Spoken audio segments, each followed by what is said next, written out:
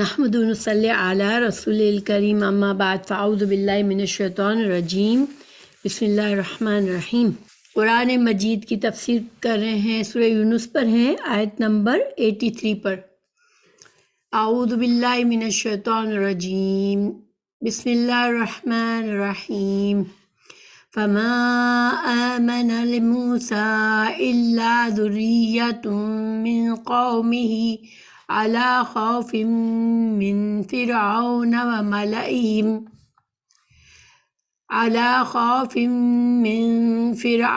وملئهم أن يفتنهم وإن فرعون لعال في الأرض وإنه لمن المسرفين۔ ترجمہ ہے، پھر قوم فرعون کے چند آدمیوں کے سوا جو فرعون و حکام سے ڈرتے ڈرتے کہیں وہ انہیں فتنہ میں نہ ڈال دے، موسیٰ علیہ السلام پر ایمان لے آئے۔ موسیٰ علیہ السلام پر کوئی بھی ایمان نہیں لایا۔ واقعی اس ملک میں فرعون بڑا سرکش اور حد سے گزر جانے والوں میں سے تھا۔ تو ان آیت میں جیسے کہ ہم جانتے ہیں کہ سورہ یونس میں اللہ سبحانہ تعالیٰ نے جب مکی دور میں قریش کے اور مکہ کے مشرکین کے ظلم و ستم بہت بڑھ گئے مسلمانوں پر، اور مسلمانوں کی تعداد بھی کم تھی، کمزور تھے مسلمان اس وقت، اللہ سبحانہ تعالیٰ نے مختلف پچھلی اقوام کے واقعات بتائے جن کے اوپر ان کے انبیاء کرام ان کے لیے آئے اللہ کا پیغام لے کر، اور انہوں نے اپنے انبیاء کرام پر ان کی قوموں نے زیادتی کی، اسراف کیا اور ان کی بات نہیں مانی۔ ان کا انجام یہ ہوا کہ آخر کار ان پر اللہ کا عذاب آیا۔ تو ان واقعات بتانے میں ایک طرح سے قریش کے لیے دھمکی تھی کہ آج تم بھی انہی کی طرح اپنے نبی صلی اللہ علیہ وسلم کے ساتھ یہ برا رویہ کر رہے ہو، زیادتی اور سرکشی کر رہے ہو، اللہ سبحانہ تعالیٰ کے دین کو اللہ کے دین کے خلاف تم جنگ کر رہے ہو، تو تم بھی اپنے برے انجام سے ڈرو۔ دوسری طرف مسلمانوں کو تسلی بھی تھی کہ اللہ سبحانہ تعالیٰ نے کس طرح ہر سرکش قوم کو جب تباہ کیا تو ایمان والوں کو کامیابی عطا کی اور ان کو بچا لیا۔ اور اسی طرح ان قصوں کے بیان کرنے میں ایک طرح سے رسول اللہ صلی اللہ علیہ وسلم کی نبوت کی صداقت بھی تھی کہ آپ صلی اللہ علیہ وسلم کس طرح سے یہ ساری باتیں، ساری قوموں کے حالات، اتنے سچے واقعات کس طرح سے آپ صلی اللہ علیہ وسلم بتا رہے ہیں، تو یہ وحی کے ذریعے ہی ہو سکتا ہے۔ تو یہ سارے مقاصد تھے۔ پیچھے ہمیں سورہ نوح علیہ السلام کے واقعات بتائے، پھر اللہ تعالیٰ نے بتایا کئی اقوام میں انبیاء کرام بھیجے اللہ نے، مگر ان کی سرکش قوموں نے اسی طرح سے انبیاء کے خلاف اٹھ کھڑے ہوئے، مخالفت کی، سرکشی کی اور انبیاء کرام کو جھٹلا دیا اور ان کے دشمن ہوئے، تو اللہ سبحانہ تعالیٰ نے ان کو تباہ کر دیا۔ ایک پیٹرن اللہ تعالیٰ نے بتایا کہ یہ جو مشرکین ہوتے ہیں، جو انبیاء کرام، یہ اللہ کا طریقہ ہے کہ اللہ سبحانہ تعالیٰ جب کوئی قوم گمراہی میں مبتلا ہو جاتی ہے، شرک میں مبتلا ہو جاتی ہے، تو اللہ سبحانہ تعالیٰ انبیاء کرام کو مبعوث فرماتا ہے، وہ انہی کی قوم میں سے ہوتے ہیں اور ان کو دین کا حق کا پیغام دیتے ہیں۔ لیکن جب ان پر حجت تمام ہو جاتی ہے، جب یہ قومیں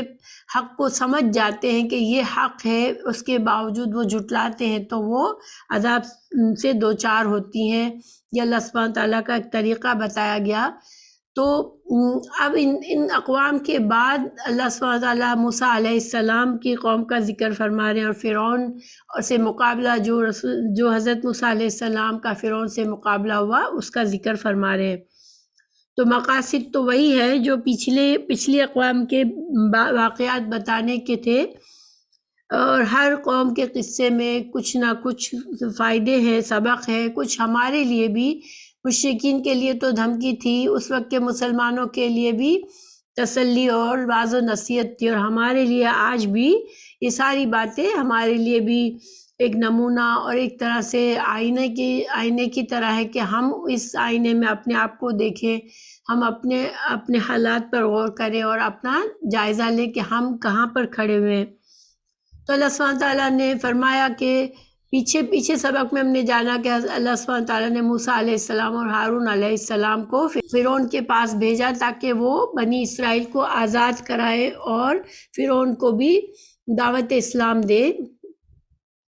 فرعون نے ماننے کے بجائے حضرت موسیٰ علیہ السلام کو جادوگر قرار دیا اور اپنے ملک کے بڑے بڑے جادوگروں کو بلوا کر حضرت موسیٰ علیہ السلام سے مقابلہ کرایا، اور اللہ کے فضل سے موسیٰ علیہ السلام نے کہ معجزہ اللہ تعالیٰ نے وہ معجزہ دیا جس کے ذریعے سے جادو کو بیکار کر دیا اور جادوگر بھی ایمان لے آئے۔ تو اب یہ موسیٰ علیہ السلام اور ہارون علیہ السلام کو کئی سال تک فرعون کے ساتھ کوشش اور جدوجہد کرنی پڑی۔ اس دوران ان کو اپنی قوم کو بھی یکجا کرنا تھا اور فرعون کو بھی ایک طرح سے معجزات سے اور نشانیوں سے اس کو بھی قائل کرنے کی کوشش کرنی تھی کہ وہ اپنے ظلم و ستم کو چھوڑ کر بنی اسرائیل کو بھی آزاد کر دے اور خود بھی اگر ایمان لے آئے تو اس کے لیے بہتر ہے۔ تو اب ہمیں آج کے سبق میں ہمیں پتہ چلتا ہے کہ یہ جو جد و جہد موسیٰ علیہ السلام اور ہارون علیہ السلام کر رہے تھے تو اس میں ان کا ساتھ دینے والا کون تھا، ٹھیک ہے۔ تو اب ہم اس روشنی میں آیت کو ہم سمجھتے ہیں۔ فما تو نہ آمنا، آمنا کا مطلب ہوتا ہے ایمان لانا، لیکن آمنا کے ساتھ جب اس کے بعد اس کا صلہ کیا آتا ہے اس کے معنی میں فرق آتا ہے۔ تو عام طور پر ہوتا ہے آمنا،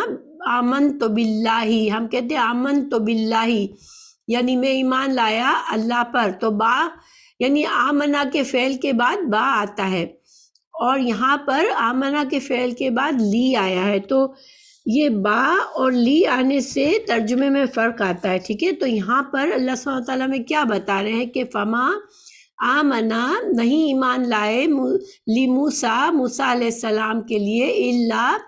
مگر ذریۃ من قومہ، مگر کچھ نوجوان ان کی قوم سے، ٹھیک ہے۔ آمنا بھی، جب آمن تو باللہ ہم کہتے ہیں تو اس کا مطلب یہ ہوتا ہے کہ ہم اقرار کر رہے ہیں اللہ سبحانہ تعالیٰ پر، ہم ایمان کی تصدیق کر رہے ہیں، اقرار کر رہے ہیں کہ ہاں ہم اللہ پر ایمان لائے، اور پھر اس ایمان کا ہم جو ہے ایک طرح سے اپنے عمل سے، اپنے قول سے اس کی تصدیق کرنے کا بھی اقرار کرتے ہیں۔ یہاں پر آمنا لی ہے کہ موسیٰ علیہ السلام کے لیے نہیں ایمان لائے، تو چونکہ لام زیر لی کے صلے سے موسیٰ سے جوڑا گیا ہے آمنا کو، تو اس کا مطلب ہے کہ تو موسیٰ علیہ السلام کی قوم جو تھی وہ اگرچہ موسیٰ علیہ السلام کی رسالت کو مانتے تھے، بنی اسرائیل جو تھے وہ مشرک، یعنی بنی اسرائیل جو تھے وہ موسیٰ علیہ السلام کی رسالت کے انکاری نہیں تھے، بلکہ وہ ان کا انتظار کر رہے تھے، لیکن ان کے جب حق اور باطل کا معرکہ شروع ہوا، جب فرعون سے صحیح معنوں میں فرعون کو ایمان کی دعوت دینے کے بعد جو جد و جہد شروع ہوئی حضرت موسیٰ علیہ السلام کی اور فرعون کے مقابلے میں، تو اس وقت زیادہ تر جو بنی اسرائیل تھے وہ اس جد و جہد میں موسیٰ علیہ السلام کے شانہ بشانہ شامل نہیں تھے، وہ کھڑے نہیں ہوئے تھے کہ وہ بھی فرعون کا مقابلہ کریں، سوائے چند نوجوانوں کے، کیونکہ دیکھیں نوجوان لوگ جو ہوتے ہیں ہر قوم میں ان میں جذبہ ہوتا ہے، جب ان کو وہ جو ایمان کی طرف آتے ہیں تو ان کے اندر ایمانی قوت زیادہ ہوتی ہے اور جذبہ اور جوش ہوتا ہے، ٹھیک ہے۔ تو جو لوگ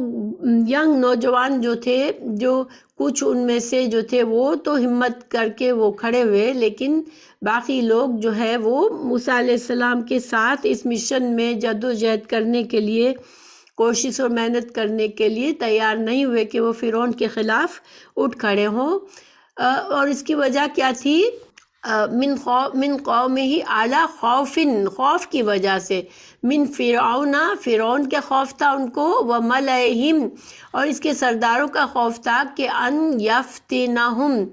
کہ وہ ان کو یفتنہم، فتنہ سے مطلب ہوتا ہے، کئی معنی ہوتے اس کے، آزمائش میں پڑ جانا، مصیبت میں آ جانا، فساد میں پڑ جانا، تختہ مشق بننا، کسی کی ظلم و ستم کا نشانہ بننا، عبرت بننا، عذاب آنا، یہ سارے معنی ہیں۔ تو فرعون کے ڈر سے، فرعون کے سرداروں کے ڈر سے بہت سے بنی اسرائیل جو تھے وہ خاموشی سے بس بیٹھے ہوئے تھے، اسی انتظار میں تھے کہ حضرت موسیٰ علیہ السلام ہی جو کچھ کریں گے وہ کریں گے، حالانکہ وہ حضرت موسیٰ علیہ السلام پر ایمان رکھتے تھے۔ تو ایک تو یہ معنی ہے، ٹھیک ہے، لیکن اس کے دوسرے معنی بھی کیے گئے ہیں۔ اس کا دوسرا معنی یہ کیا گیا ہے کہ موسیٰ علیہ السلام پر ایمان نہیں لائے سوائے قوم ہی، یعنی قوم ہی سے مطلب لیا گیا کہ فرعون کی قوم سے موسیٰ علیہ السلام کے اتنا بڑا معجزہ ہوا، جادوگروں کا جو مقابلہ تھا وہ سر عام ہوا تھا، بڑے بڑے دن میں ہوا تھا، جبکہ سارا شہر موجود تھا، اور اتنے بڑا معجزہ دیکھنے کے بعد بھی فرعون کی قوم کے صرف چند لوگوں کے سوا کوئی مسلمان نہیں ہوا، کوئی ایمان نہیں لایا۔ یہ مطلب بھی کیا گیا ہے۔ تو یہ مطلب اس میں جو ہے پھر، چونکہ یہ ایک حقیقت تھی کہ فرعون کے لوگوں میں سے صرف کچھ لوگ، جو حضرت آسیہ جو کہ فرعون کی بیوی تھی، اور اس کے علاوہ جو جادوگر، جو کچھ جادوگر مسلمان ہوئے تھے، اور اس کے علاوہ ایک شخص تھا جس کا سورہ مومن میں ذکر ہے کہ اس نے اپنا ایمان چھپایا ہوا تھا، اور جو ایک خزانچی تھا فرعون کا، وہ بھی مسلمان ہو گیا تھا، اور اس کی بیوی بھی مسلمان ہو گئی تھی، یعنی گنے چنے لوگ فرعون کی قوم سے مسلمان ہوئے تھے۔ تو یہ معنی بھی کیا گیا ہے اس کا، ٹھیک ہے۔ لیکن اگر ہم عربی زبان کے جو قواعد کو دیکھیں تو بہت سے علماء یہ کہتے ہیں کہ چونکہ قوم ہی میں جو ہی ضمیر ہے وہ موسیٰ علیہ السلام کی طرف لوٹتی ہے، کیونکہ قاعدہ یہ ہے کہ جو ضمیر سے قریب ترین اسم ہوتا ہے اس کی طرف ضمیر لوٹتی ہے۔ تو پھر اس کا مطلب ہے کہ زیادہ، اگر ہم زبان کے قاعدے کو دیکھیں تو اس لحاظ سے موسیٰ علیہ السلام کی قوم والا جو معنی ہے وہ زیادہ صحیح ہے، ٹھیک ہے۔ یہ بھی صحیح ہو سکتا ہے، ظاہری بات ہے کہ جو غلامی کی زندگی گزار رہی تھی جو قوم، وہ ایک دم سے ان کے اندر وہ ہمت اور وہ حوصلہ نہیں تھا، وہ توکل علی اللہ میں اتنا نہیں تھا ان کے اندر کہ وہ اٹھ کھڑے ہوتے اور فرعون کا مقابلہ کرتے۔ لیکن جہاں پر ایک اور بھی معاملہ ہے کہ ملائہم، دیکھیں ملائہم سے کون لوگ، کس کے سردار، یعنی کس کے بڑے، کس قوم کے بڑے، تو یہ بھی یہاں کے اس کے بھی دو معنی کیے گئے کہ جو ینگ لوگ، جو جوان لوگ تھے، نوجوان لوگ تھے بنی اسرائیل کے، وہ جو ہے وہ چند، ان میں سے بھی چند صرف اٹھے حضرت موسیٰ علیہ السلام کے ساتھ دینے کے لیے، کیونکہ ان کو دل میں خوف تھا، ایک تو فرعون کا خوف تھا، اور دوسرا ان کو اپنے ہم کی ضمیر جو ہے ذریتن کی طرف اگر لوٹتی ہے، یعنی کہ بنی اسرائیل کی قوم جو ہے یا موسیٰ علیہ السلام کی قوم جو ہے، ان میں جو تھوڑے بڑے سردار، جو کچھ بڑی حیثیت رکھتے تھے، یعنی کہ بڑی عمر کے لوگ، ان کے اندر بھی جو لوگ کچھ اثر رسوخ رکھتے تھے، یا پھر ان نوجوانوں کے والدین جو تھے بڑے تھے، وہ ان کے خوف کی وجہ سے زیادہ تر لوگ جو تھے وہ موسیٰ علیہ السلام کے ساتھ اٹھ کر کھڑے نہیں ہوئے، کیونکہ وہ اپنے ہی بڑوں سے ڈرتے تھے کہ وہ ان پر غصہ نہ کرے، وہ ان پر کسی طرح سے ان کو سزا نہ دے۔ کیونکہ دیکھیں بعض اوقات یہ ایسا ہوتا ہے کہ آج ہم مسلمانوں میں بھی یہ چیز دیکھتے ہیں کہ جب دین، کوئی قوم دین اپنے مذہب کی وجہ سے کسی جگہ پر کوئی فتنے سے مقابلہ ہو رہا ہوتا ہے، حکومت، غیروں کی حکومت ہوتی ہے، مسلمانوں کے ساتھ اچھا سلوک نہیں ہو رہا ہوتا، یا عام طور پر آج دنیا میں دیکھیں کئی جگہوں پہ مسلمانوں کے ساتھ بہت ڈسکریمنیشن کیا جاتا ہے، تو ایسے میں بعض والدین جو ہوتے ہیں وہ اپنے جوان بچوں کو دین کے طریقوں پر چلتے ہوئے دیکھتے ہیں، ان کو لڑکی حجاب پہننے لگی، لڑکے نے داڑھی رکھ لی، تو والدین بعض اوقات ڈرتے ہیں کہ ہمارے بچے جو ہو یا پھر وہ نوجوان بچے کچھ ایسی تنظیموں سے ملتے ہیں جس کے ساتھ مل کے وہ کوئی آواز اٹھائے اس سارے جو مسلمانوں کے اسلام سے جو ڈسکریمنیشن اور اسلام کے ساتھ جو بغض کا اظہار کیا جا رہا ہے، اسلام کے ساتھ جو دشمنی کا اظہار ہو رہا ہے، اس کے خلاف جب آواز اٹھانا چاہتے ہیں تو والدین خود ڈر جاتے ہیں، حالانکہ وہ مسلمان ہوتے ہیں لیکن ان کو اپنے بچوں کے لیے یہ فکر ہوتی ہے کہ کہیں وہ فتنے میں نہ پڑ جائیں، کہیں ان پر کوئی آفت اور مصیبت نہ آ جائے۔ تو بعض ماں باپ جو ہیں وہ بچوں کو، لڑکیوں کو حجاب سے بھی روکتے ہیں اور لڑکوں کو بھی ایسا حلیہ بنانے سے روکتے ہیں کہ وہ پہچانے جائیں کہ وہ مسلمان ہیں۔ تو یہ چیز ہم آج دنیا میں دیکھتے ہیں۔ اگلی آیت میں ہمیں پتہ چلے گا کہ انسان کا اگر ایمان ہے تو اس کو اللہ پر بھروسہ رکھنا ضروری ہے، ٹھیک ہے، کیونکہ یہ چیز تو ہمیشہ آتی ہے کہ کوئی نہ کوئی اللہ کا دین پر ہر زمانے میں کوئی نہ کوئی دشمن اس کے اوپر حاوی آ جاتا ہے۔ اگر مسلمانوں میں کسی طرح سے خرابی آ جاتی ہیں، اور یہ بنی اسرائیل بھی اپنے وقت کے مسلمان تھے اور وہ بھی اس حد تک غلامی کی حد تک کیسے پہنچے تھے کہ ان کے اندر بھی مذہب سے دوری اور بہت سی برائیاں آ گئی تھی، تو پھر ان پر فرعون اور اس کی قوم مسلط ہو گئے تھے۔ اور آج مسلمانوں کو بھی اکثریت جو ہے وہ دین سے دوری کی وجہ سے مذہب، ہمارے دین میں جو ایک قوت ہونی چاہیے، وہ شان ہونی چاہیے کہ اللہ کی چنی ہوئی امت ہے یہ، اور جس کو غلبہ ہونا چاہیے۔ اللہ کا وعدہ ہے کہ اللہ غلبہ دیتا ہے، لیکن جب قوم خود برائیوں میں پڑ جاتی ہے، دین سے دوری ہو جاتی ہے، دین کے ان سے غافل ہوتی ہے، جہالت بڑھتی ہے، تو پھر دوسری قومیں مسلط ہو جاتی ہے۔ تو آج ذہنی غلامی میں گزر رہے ہیں مسلمان، اور بہت سی جگہوں پر اس سے زیادہ ظلم ہے۔ ذہنی غلامی کے ساتھ ساتھ اور بھی مشرک قوموں کے ظلم کا نشانہ بھی بن رہے ہیں بہت سی جگہوں پہ مسلمان۔ تو اللہ تعالیٰ پر ایمان رکھنے والی قوم کو سب سے پہلے اپنے ایمان کی فکر کرنی چاہیے۔ جب حالات خراب ہو تو اس کو سب سے پہلے اپنے اندر جھانکنا چاہیے کہ کیا ہم واقعی میں اللہ کی فرما بردار قوم کے طریقے پر ہیں، کیا ہم واقعی میں ہمیں جیسے ایک اللہ کی چنی ہوئی امت کو ہونا چاہیے ہم واقعی میں ایسے ہیں، یا ہمارے اندر خود ہی اتنی خرابیاں اور کمزوریاں آ چکی ہیں۔ اور پھر اپنی کمزوریوں کو دور کر کے، اپنی خرابیوں کو دور کر کے دین کا علم حاصل کرنا چاہیے، اور انسان کو پھر اپنے ایمان کو مضبوط کرنا چاہیے اور اللہ پر بھروسہ کرنا چاہیے۔ یہ ہمیں اگلی آیت پر میں مزید اس کا پتہ چلے گا۔ یہاں پر اللہ سبحانہ تعالیٰ فرما رہے ہیں کہ وَإِنَّ فِرْعَوْنَ، بے شک فرعون جو تھا وہ لَعَالٍ، یہ فرعون بہت ہی زیادہ متکبر اور جبار قسم کا تھا، اور وہ اپنے آپ کو بہت بڑا سمجھتا تھا۔ وہ سمجھتا تھا کہ میں ہی یہ ساری میری قوم جو ہے یہ میری غلام ہے۔ بنی اسرائیل کو اپنا غلام اور اپنے آپ کو آقا سمجھتا تھا۔ تو اس نے بہت زیادہ تکبر اور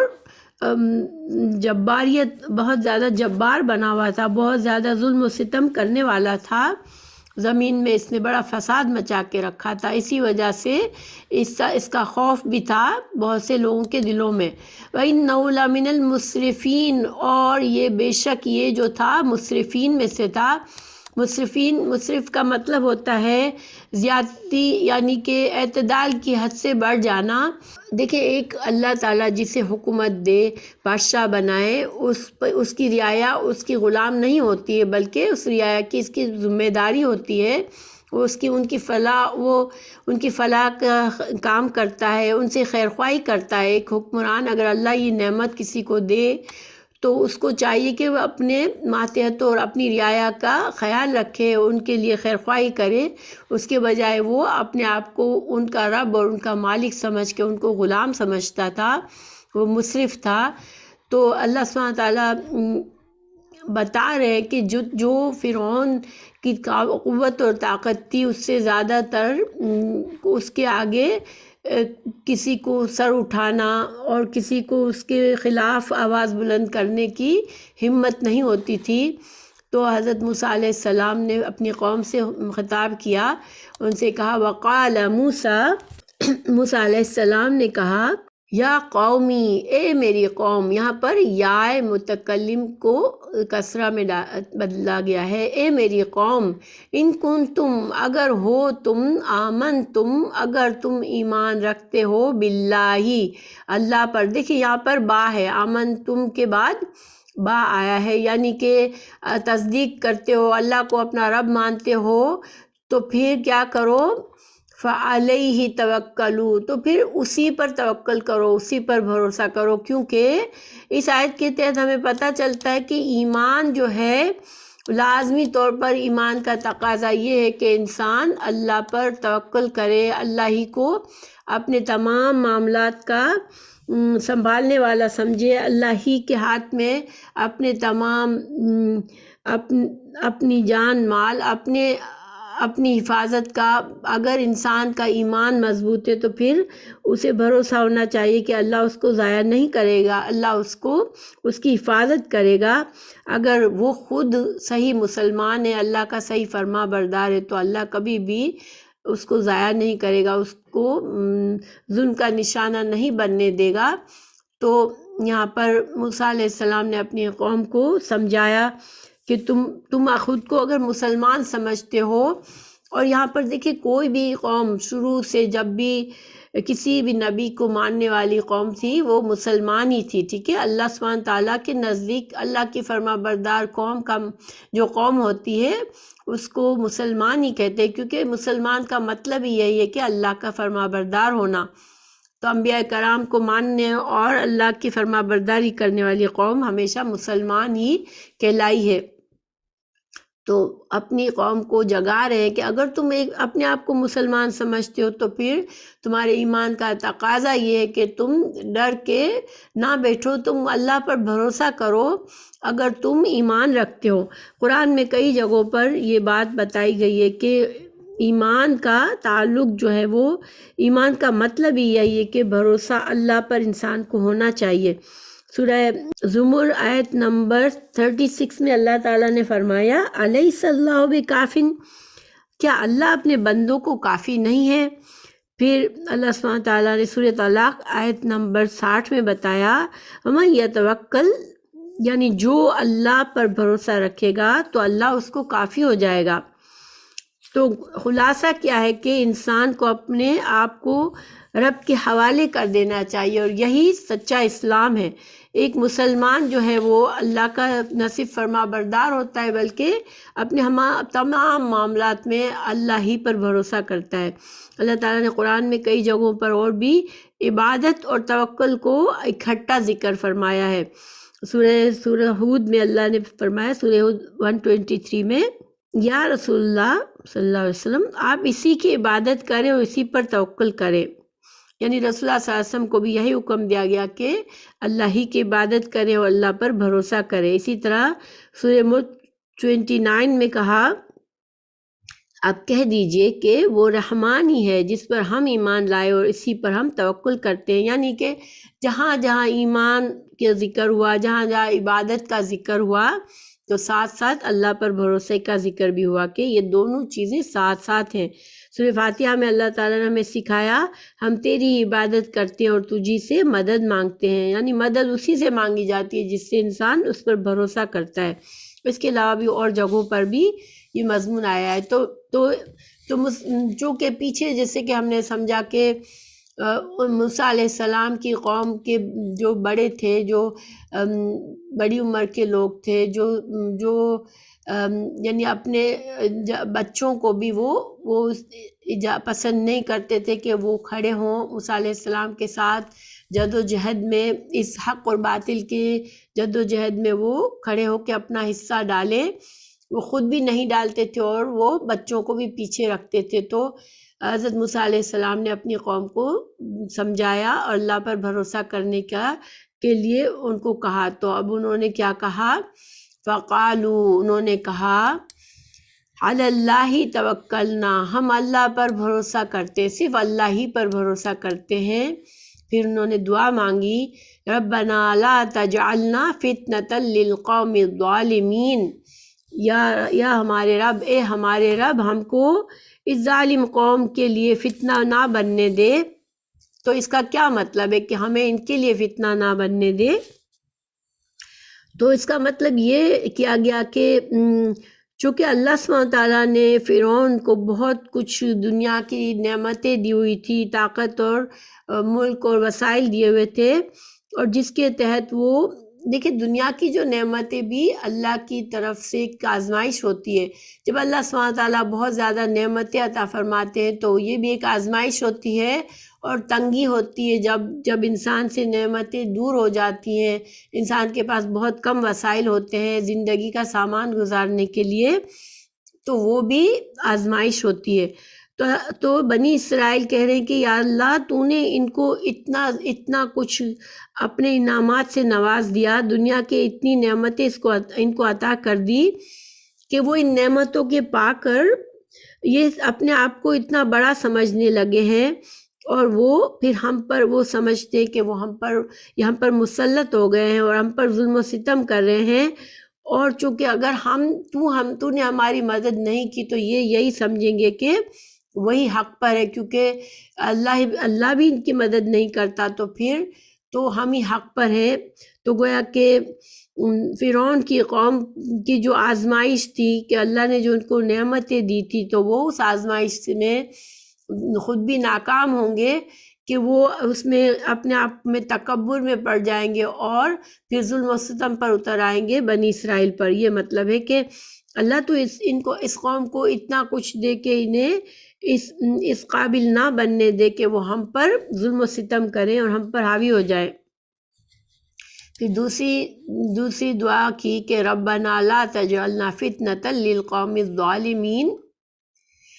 اور اگلی آیت میں انہوں نے دعا کی کہ وَنَجِّنَا بِرَحْمَتِكَ مِنْ قَوْمِ الْكَافِرِينَ۔ پھر دوسری دعا یہ کی کہ اللہ تم ہمیں اس کافر قوم سے نجات دے، ان کے ظلم و ستم سے ہمیں محفوظ کر لے، ہماری مدد فرما۔ تو پھر اللہ سبحانہ تعالیٰ نے وَأَوْحَيْنَا إِلَىٰ مُوسَىٰ، اب اللہ تعالیٰ نے ان کو طریقہ بتایا کہ تمہیں اللہ کی مدد کیسے آئے گی۔ وَأَوْحَيْنَا إِلَىٰ مُوسَىٰ وَأَخِيهِ أَن تَبَوَّآ، کہ تم بناؤ، تبوّع تیار کرو، جگہ تیار کرنا، گھر بنانا یا ٹھکانہ بنانا کسی چیز کا۔ تو اللہ تعالیٰ حکم دے رہے ہیں موسیٰ علیہ السلام اور ہارون علیہ السلام کو کہ تم کیا کرو، تم دونوں، کہ کچھ گھر بناؤ، لقومکما، اپنی قوم کے لیے ایسے گھر بناؤ، بمصر، مصر میں، بیوتن، وَاجْعَلُوا بُيُوتَكُمْ قِبْلَةً، اور اپنے گھروں کو قبلہ بنا لو۔ تو قبلے کا کیا مطلب ہوتا ہے؟ قبلہ، سامنے رخ کرنا، کسی چیز کے سامنے رخ کرنا، جیسے ہمارا قبلہ کعبہ ہے، ہم کعبہ کی طرف رخ کر کے عبادت کرتے ہیں، کعبہ ہمارا قبلہ ہے۔ تو یہاں پر قبلہ سے مراد نماز کا مقام بنائے، ٹھیک ہے، نماز کا مقام بنا لو۔ اس آیت کو ہم کیسے سمجھیں؟ دیکھیں جو فرعون تھا وہ ظاہری بات ہے اتنا بڑا خود کو سمجھتا تھا، وہ اپنی عبادت ایک طرح سے سمجھتا تھا کہ میں عبادت کے لائق ہوں، میں لوگوں کا رب ہوں۔ تو وہ کسی طرح بھی یہ پسند نہیں کرتا کہ بنی اسرائیل جا کر اپنے کنیسہ میں جا کر، اپنی مسجدوں میں جا کر عبادت کرے، اللہ کی اجتماعی عبادت کرے۔ تو یہ چیزیں غلام قوم تھی، ان کے اوپر پابندیاں تھی، وہ ڈرتے تھے یہ سب کچھ نہیں کر سکتے، تو ان کا جو نماز قائم کرنے کا جو سلسلہ تھا وہ معطل ہو چکا تھا کہ باقاعدہ مل کر ایک جگہ جمع ہو کر اللہ کی عبادت کرے۔ اور اجتماعی جو نماز ہوتی ہے، جو مسجد میں جا کے مسلمان ادا کرتے ہیں، اس میں بڑے فائدے ہیں۔ ایک تو انسان کو اپنی قوت محسوس ہوتی ہے کہ ہم اکیلے نہیں ہیں، اجتماعیت، اور پھر ایک دوسرے سے تعلقات بڑھتے ہیں، محبتیں بڑھتی ہیں، ساتھ مل کے اللہ کو یاد کرتے ہیں۔ تو اور ایک قوم جو ہے وہ اس سے قومی لیول سطح پر اس کے بڑے فائدے ہوتے ہیں جب انسان مسجدوں میں جا کے نماز قائم کرتا ہے۔ یہاں پر فرمایا واقیم الصلاۃ، اور اقیم الصلاۃ نماز قائم کرنے میں یہ بھی اشارہ ہے کہ باجماعت نماز پڑھیں۔ تو اللہ تعالیٰ نے یہاں پر موسیٰ علیہ السلام اور ہارون علیہ السلام کو حکم دیا کہ تم ایسے کچھ گھر بنا لو جس کو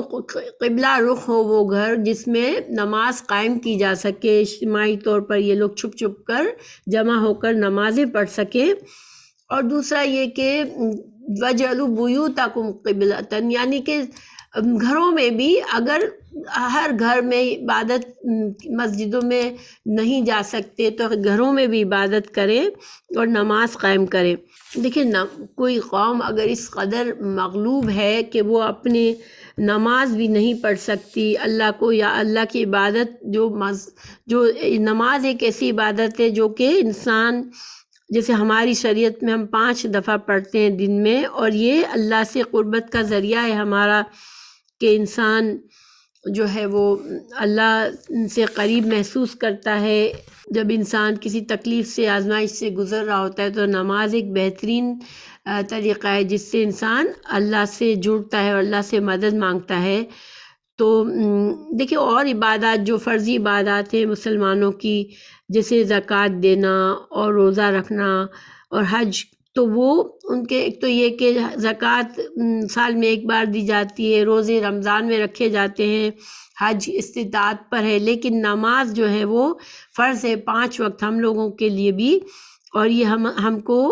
ہمارے لیے ہماری اجتماعیت کو قائم رکھنے کے لیے، مسلمانوں کو اللہ سے جڑے رہنے کے لیے، اللہ سے قربت کا احساس ہر وقت انسان کو رہے، اور اس سے انسان اللہ سے مدد مانگے۔ اللہ تعالیٰ نے قرآن میں فرمایا وَاسْتَعِينُوا بِالصَّبْرِ وَالصَّلَاةِ، تو یہ سورہ بقرہ 45 میں اللہ تعالیٰ نے بنی اسرائیل کو بھی یہ حکم دیا کہ تم اللہ سے مدد مانگو صبر اور صلاۃ سے، اور یہ بہترین ہتھیار ہے۔ بنی اسرائیل کے لیے بھی یہی تھا، اور ہمارے لیے بھی ہر مصیبت، ہر آفت اور ہر ذاتی پریشانی میں بھی اللہ سے نماز میں انسان دعا کرے۔ رسول اللہ صلی اللہ علیہ وسلم کا بھی طریقہ تھا کہ کوئی پریشانی آتی تو نماز پڑھتے 2 رکعت اور پھر دعا مانگتے تھے۔ تو نماز کے بعد دعا قبول بھی ہوتی ہے، اور نماز ایک بہترین طریقہ ہے اللہ سے مدد مانگنے کا۔ تو پھر جب یہ سب کچھ حکم دینے کے بعد اللہ تعالیٰ نے فرمایا کہ وَبَشِّرِ الْمُؤْمِنِينَ، اب خوشخبری دے دو مومنین کو، جو ایمان لائیں گے، جو فرما بردار بنیں گے، جو لوگ اللہ تعالیٰ کے اس حکم پر عمل کریں گے، تو پھر ان کے لیے خوشخبری ہے کہ یہ مشکل تمہارا دشمن ہلاک ہو جائے گا جلد ہی، اور تم کو اللہ سبحانہ تعالیٰ جلدی آزادی نصیب کریں گے۔ وقال موسیٰ، تو موسیٰ علیہ السلام نے دعا کی اب اللہ تعالیٰ سے، ربنا، اے ہمارے رب، انکا، بے شک تو، آتیت فرعون، تو نے فرعون کو عطا فرمایا ہے، وملأہ، اور اس کے سرداروں کو، زینتم واموالاً، کہ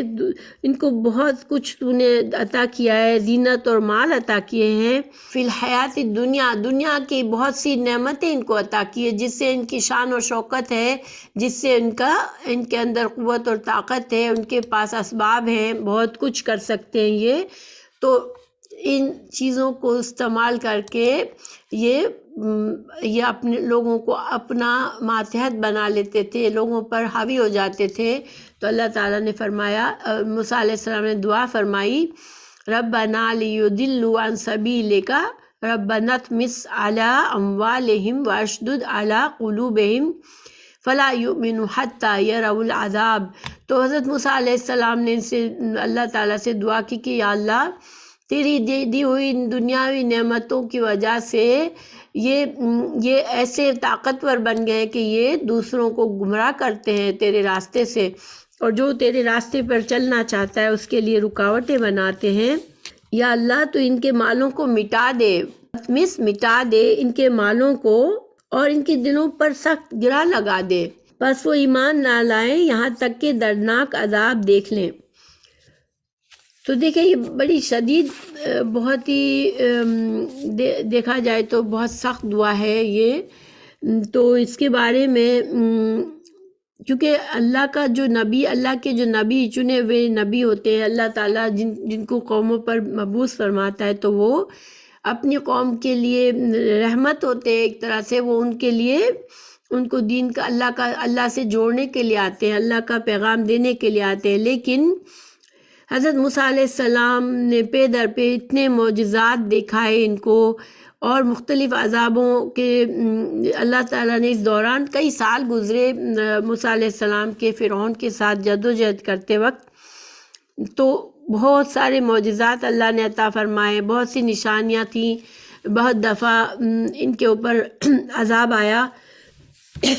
فرعون کی قوم پر. تو موسیٰ علیہ السلام سے انہوں نے دعا کروائی اور وعدے کیے کہ آپ ہمارے لیے اس عذاب سے ہمیں چھڑوا دیں، آپ اپنے رب سے دعا کریں ہمارے لیے، تو ہم پھر مسلمان ہو جائیں گے. اور پھر جب عذاب ہٹ جاتا تو پھر یہ دوبارہ سے گمراہ اپنے پرانی روش پر آ جاتے تھے. حضرت نوح علیہ السلام نے بھی اپنی قوم کے لیے بد دعا کی تھی، مگر اس وقت کی تھی جب اللہ سبحانہ تعالیٰ نے ان کو بتا دیا کہ اب اس قوم سے کوئی اور مومن، کوئی اور مسلمان ہونے والا نہیں ہے. اب کوئی اور جو ہے وہ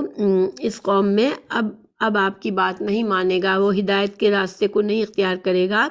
تو اس وقت حضرت نوح علیہ السلام نے بھی دعا مانگی تھی کہ اللہ اس قوم کو اب تو تباہ و برباد کر دے، اس کے کسی بچے کو بھی نہ چھوڑ، کیونکہ یہ بھی اس سے بھی گمراہ لوگ ہی بنیں گے. تو اب موسیٰ علیہ السلام کے بارے میں بھی واللہ عالم یہ بد دعا کی انہوں نے. یہ پیغمبر، اللہ کے بڑے پیغمبر تھے،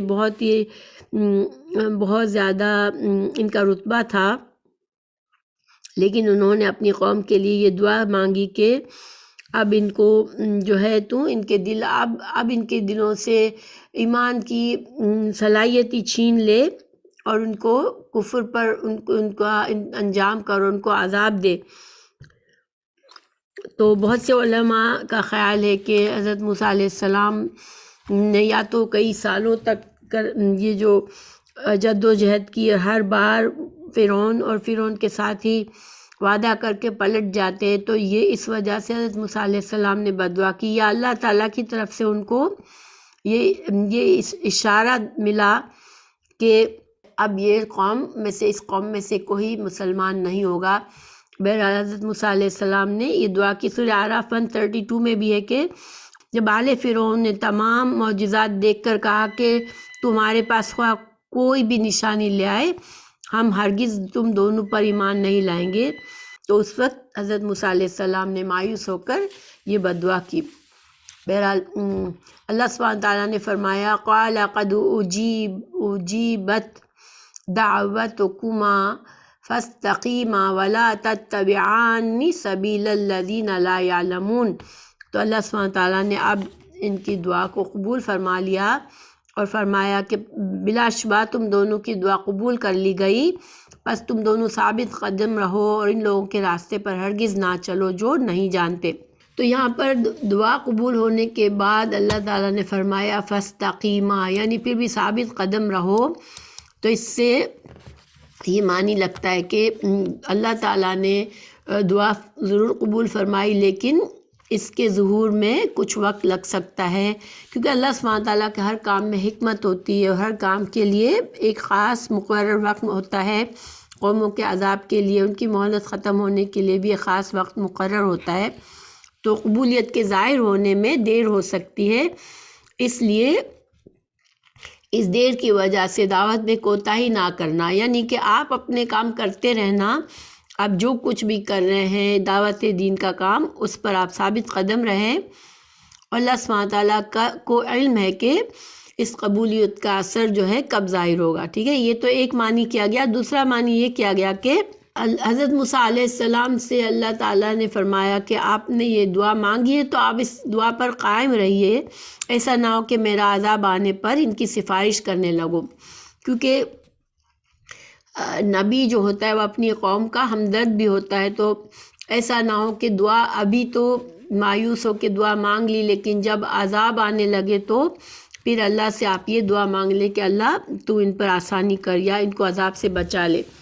تو یہ سفارش بعد میں نہیں کرنا۔ یہ دونوں معنی کیے گئے ہیں۔ ایک تو یہ کہ جب دعا کی قبولیت میں دیر ہو تو آپ استقامت کریں، اپنے اس مہم پر جاری رکھیں۔ اور دوسرا معنی یہ کیا گیا کہ اگر دعا مانگ لی ہے ان کے لیے، یہ بد دعا کر دی ہے، تو اب اس پر ثابت قدم رہیں اور اب ان کے لیے سفارش نہ کریں۔ نوح علیہ السلام اور موسیٰ علیہ السلام کی بد دعا کے باوجود ان کے دل کی نرمی، کیونکہ اللہ سبحانہ تعالیٰ جو ہیں وہ اپنے بندوں کو جانتا ہے۔ نوح علیہ السلام اور موسیٰ علیہ السلام دونوں کے دلوں میں اپنی قوم کے لیے نرمی ضرور تھی، اور اللہ تعالیٰ جانتا تھا، کیونکہ نوح علیہ السلام کے جب طوفان آیا اور ان کے بیٹے کو انہوں نے دیکھا، بیٹا نافرمان تھا، اور وہ جب اس وقت نوح علیہ السلام سے نہ رہا گیا، اور انہوں نے اپنے بیٹے کے لیے اللہ سے دعا مانگ لی کہ اللہ میرے بیٹے کو بچا دے، تو اللہ سبحانہ تعالیٰ نے اس بات کو پسند نہیں فرمایا تھا۔ تو یہاں موسیٰ علیہ السلام کو بھی ایک طرح سے کہا گیا کہ آپ جو ہے اپنی دعا پر قائم رہیے گا، آپ ان کے لیے دل نرم نہ کیجیے گا۔ اور ظاہری بات ہے اللہ سبحانہ تعالیٰ کو کوئی مجبور نہیں کر سکتا۔ اللہ تعالیٰ نے اگر فرعون کو غرق کیا، اس کی قوم کو غرق کیا، تو نہ اللہ تعالیٰ کسی پر ظلم کرنے والا بھی نہیں ہے، تو جس پر اگر یہ عذاب آیا تو اسی لیے آیا کہ وہ قوم عذاب کے لائق تھی۔ پھر اللہ تعالیٰ نے فرمایا وَلَا تَتَّبِعَنِّ سَبِيلَ الَّذِينَ لَا يَعْلَمُونَ۔ تو اس ٹکڑے کا کیا مطلب ہے کہ فَاسْتَقِیمَا وَلَا تَتَّبِعَنِّ سَبِيلَ الَّذِينَ لَا يَعْلَمُونَ، کہ آپ دونوں ثابت قدم رہیں اور ان لوگوں کے راستے پر ہرگز نہ چلو جو علم نہیں رکھتے۔ تو اس کا ترجمہ یہ کیا گیا، اس کی تفسیر کے دیکھیں اللہ سبحانہ تعالیٰ سے دعا کرنے کے بھی آداب ہوتے ہیں۔ جب انسان اللہ سے دعا کرتا ہے تو اس کو پھر توکل اور بھروسہ بھی ہونا چاہیے کہ اس کی دعا اللہ تعالیٰ ضرور قبول کرے گا۔ بعض اوقات دعا کی قبولیت کا اظہار فوراً ہو جاتا ہے، اور کبھی بندے کو نہیں احساس ہوتا کہ اس کی دعا قبول ہوئی ہے نہیں ہوئی ہے، یا پھر اس کی دعا کسی اور طریقے سے قبول ہوتی ہے، یا پھر وہ اللہ سبحانہ تعالیٰ آخرت کے لیے اس دعا کو رکھ لیتے ہیں، کیونکہ اللہ سبحانہ تعالیٰ کی حکمت سے تمام کام ہوتے ہیں۔ تو ایسے میں اگر بندہ نا امید ہونے لگتا ہے، حوصلہ چھوڑ دیتا ہے کہ میری دعا تو قبول ہی نہیں ہوئی، اور اس کے منہ سے شکایت نکلتی ہے، تو یہ جو ہے اللہ تعالیٰ کو نہیں پسند ہے۔ اللہ پر بھروسہ ہر حال میں، ایک مومن کو ہر حال میں اللہ پر بھروسہ کرنا چاہیے۔ رسول اللہ صلی اللہ علیہ وسلم نے بھی فرمایا کہ تم میں سے کسی شخص کی دعا قبول ہوتی رہتی ہے جب تک وہ جلدی نہیں کرتا، یہ نہیں کہتا کہ میں نے دعا کی مگر میری دعا قبول نہیں ہوئی۔ تو یہ کہنا کہ میری دعا نہیں قبول ہوئی، یہ دعا میں جلدی کرنا ہے، اور اگر اس نے ایسا کر لیا تو پھر اس کی دعا نہیں قبول ہوگی، کیونکہ اللہ کو یہ بات نہیں پسند ہے۔ تو بہرحال موسیٰ علیہ السلام نے اور ہارون علیہ السلام نے دعا کی، اور یہ دعا سخت تھی، دعا بہت، تو ایک رحم دل انسان کے لیے یہ چیز مشکل ہوتی ہے۔ دیکھیں ہم بعض اوقات اس کا تجربہ زندگی میں بھی کرتے ہیں کہ کسی سے ہمیں بہت تکلیفیں ہوئی ہوتی ہے، بہت دکھ پہنچا ہوا ہوتا ہے، اور جب اسی انسان کو خود کسی تکلیف میں وہ مبتلا ہوتا ہے تو پھر ہمیں، حالانکہ جب ہم کو تکلیف ہو رہی ہوتی ہے اس وقت ہمیں یہ ہوتا ہے کہ کاش اس بندے کو اللہ تعالیٰ اس کا بدلہ دے اس کے ظلم کا، لیکن جب اس کے اوپر برا وقت آتا ہے تو جب رحم دل انسان ہوتا ہے اس کے دل میں نرمی بھی آ جاتی ہے۔ تو یہی اسی بات سے روکا اللہ تعالیٰ نے حضرت موسیٰ علیہ السلام اور ہارون علیہ السلام کو کہ اپنی ایک تو نمبر 1 اپنی دعا پر اب استقامت کرنا، اب اس سے نہ پلٹنا اور شفاعت کے لیے نہ آنا ان کے لیے، اور دوسرا یہ کہ اگر دعا کے قبولیت میں دیر ہو تو پھر صبر اور بھروسہ کرنا اللہ پر، کیونککہ اللہ تعالیٰ دعائیں قبول کرنے والا ہے۔ پھر آگے اللہ تعالیٰ نے فرمایا وَجَاوَزْنَا بِبَنِي إِسْرَائِيلَ الْبَحْرَ فَأَتْبَعَهُمْ فِرْعَوْنُ وَجُنُودُهُ بَغْيًا وَعَدْوًا۔ پھر اللہ تعالیٰ فرماتا ہے کہ ہم نے بنی اسرائیل کو سمندر سے پار کر دیا، تو فرعون اور اس کے لشکروں نے سرکشی اور زیادتی کرتے ہوئے ان کا پیچھا کیا، حَتَّى إِذَا أَدْرَكَهُ الْغَرْقُ قَالَ آمَنْتُ أَنَّهُ لَا إِلَهَ إِلَّا الَّذِي آمَنَتْ بِهِ بَنُو إِسْرَائِيلَ وَأَنَا مِنَ الْمُسْلِمِينَ۔ تو یہاں تک کہ جب اسے ڈوبنے نے پا لیا، یعنی جب فرعون ڈوبنے لگا تو پھر بے اختیار اس نے کیا کہا کہ میں ایمان لایا کہ حق یہ ہے کہ اس کے سوا کوئی معبود نہیں جس پر بنی اسرائیل ایمان لائے ہیں، اور میں فرما برداروں میں سے ہوں۔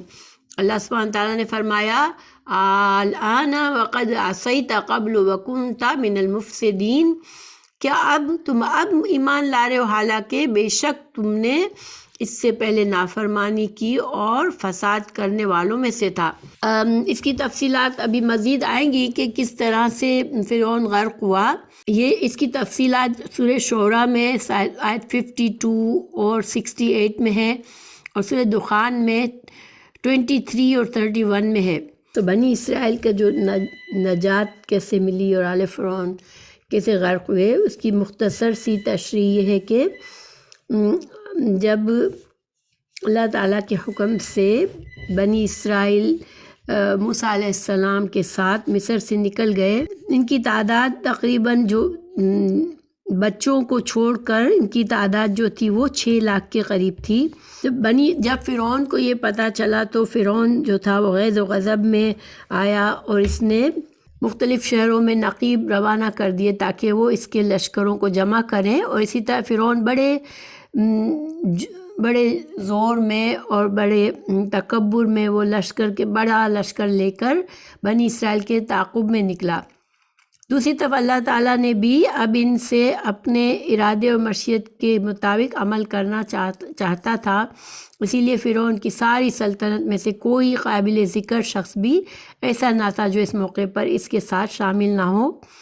اور یہ فرعونی لشکر طلوع آفتاب سے وقت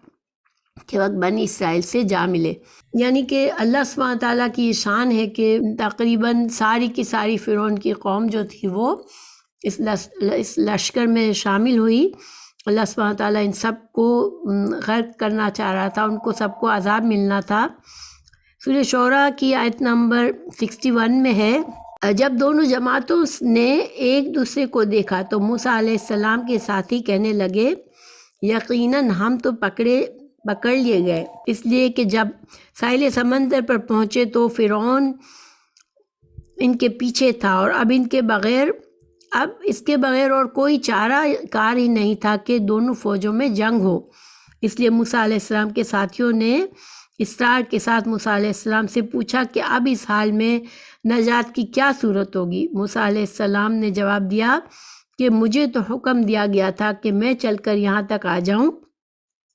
سورہ شعراء آیت 62 میں موسیٰ علیہ السلام کا قول ذکر ہے کہ کلا ان معی ربی سیہدین، کہ ہرگز نہیں، یعنی جب قوم کو یہ ڈر ہوا کہ ہم اب برباد ہو گئے، ہم تباہ ہو گئے، اب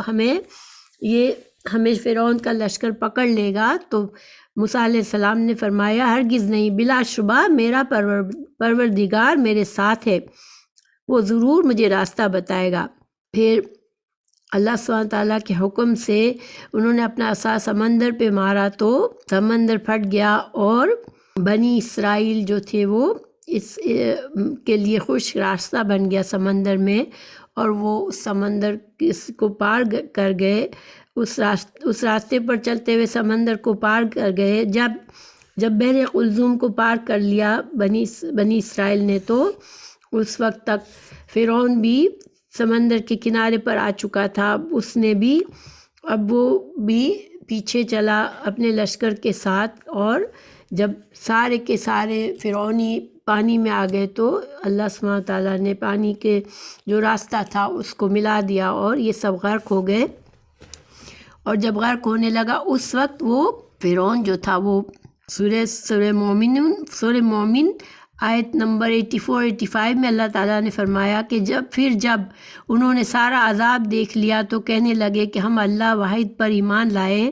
اور جس چیز کو اس کے ساتھ شریک بناتے تھے اس کا انکار کرتے ہیں۔ پھر جب وہ ہمارا عذاب دیکھ چکے اس وقت ان کے ایمان نے ان کو کچھ بھی فائدہ نہ دیا۔ اللہ کا یہ طریقہ ہے اپنے بندوں کے بارے میں، عذاب آ جانے کے بعد پھر کافر جس پر عذاب آتا ہے پھر اب اس کی مدد نہیں کی جاتی، نہ اس کی توبہ قبول کی جاتی ہے۔ اس آیت میں بھی اللہ تعالیٰ نے آیت 91 میں اللہ سبحانہ تعالیٰ نے فرمایا کہ تم اب یعنی کہ اس وقت یہ بات کہتا ہے، اس سے پہلے تو ہمیشہ اللہ کی نافرمانی ہی کرتا رہا اور تم زمین میں فساد ہی کرتے رہے اور لوگوں کو گمراہ کرتے رہے۔ پھر قصص میں آیت 41 میں فرمایا اور ہم نے انہیں حق کی طرف بلانے والے سرغنے بنا دیا اور قیامت کے دن ان کی کوئی مدد نہیں کی جائے گی۔ موت کے وقت کی اس حالت میں اللہ تعالیٰ نے فرعون کی اس بات کا جو بیان فرمایا ہے تو یہ اس اسرار غیب میں سے ہے جو اللہ تعالیٰ نے اپنے رسول صلی اللہ علیہ وسلم کو معلوم کرا دیا۔ یعنی کہ یہ بھی غیب کی بات ہے کہ فرعون نے ایمان کا اقرار کیا اس وقت، یہ اللہ تعالیٰ اپنے غیب کی خبر بتا رہے ہیں رسول اللہ صلی اللہ علیہ وسلم کو کہ اس وقت وہ ایمان لایا، مگر اللہ سبحانہ تعالیٰ نے اس کے ایمان کو قبول نہیں فرمایا، کیونکہ یہ اللہ کا طریقہ ہے کہ جب عذاب آ جائے اس کے بعد پھر کسی کا ایمان لانا کام نہیں آتا۔ دیکھیں یہاں سے تھوڑا سا ہمارے لیے بھی یہ سبق ہے کہ